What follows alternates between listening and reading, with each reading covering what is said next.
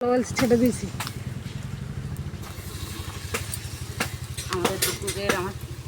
আমাদের দুপুরে আজকে পকোড়া তৈরি হচ্ছে, আর মানকচুর সঙ্গে ডাল আছে, আলু সিদ্ধ।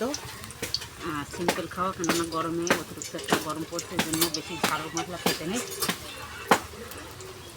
মানকচু তুলে নিয়ে এসেছিলো সকালবেলা। মানকচুতে কাঁচা ঝাল কুচকে দেওয়া হয়েছে, আর রসুন খেতে করে বেসন দিয়ে পকোড়া তৈরি হচ্ছে দুপুরের জন্য। খেতে টেস্ট খুবই লাগে, খুব সুন্দর হয়।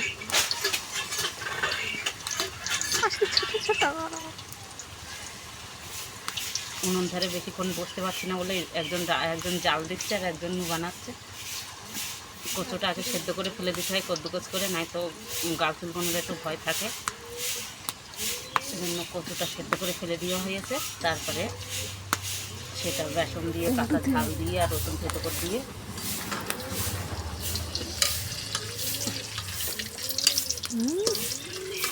করে হয়। এই দেখো আমাদের পকোড়া।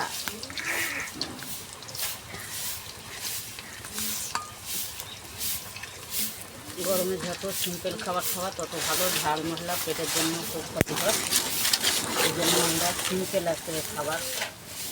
পকোড়াতেও অল্প ঝাল দিয়েছি যাতে অসুবিধে না হয়।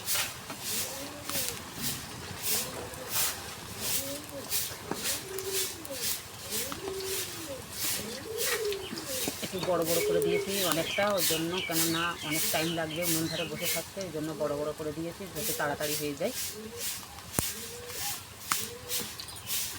পকোড়া সসের সঙ্গেও ভালো লাগে, সস দিয়েও খেতে ভালো লাগে। বিশেষ করে চায়ের সঙ্গে পকোড়া, বিশেষ করে বর্ষাকালে তো আরও ভালো লাগে। চার সঙ্গে চায় পকোড়া, ও বৃষ্টির মাথায় বসে বসে খাও আর বৃষ্টির দৃশ্য দেখতে হয়।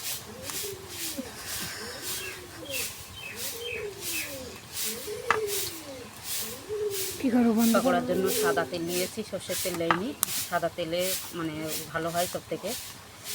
ফরচুন সঙ্গে ডাল আছে, আলু সিদ্ধ আছে, ভাত আছে। আজকে আর মাছ মাংস কিছু না, আজকে তো একটু শনিবার, আর মাছ মাংস রান্না হচ্ছে না।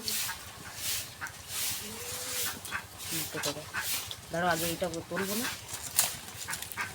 তুলবো তারপর তুমি এই করবা।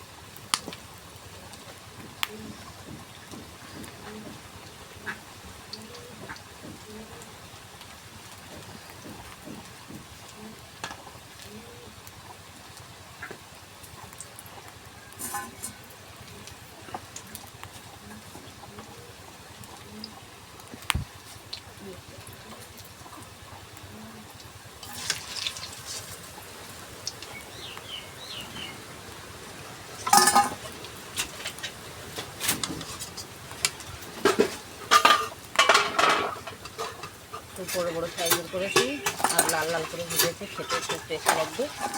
ভেজে খাবে, চলে এসে।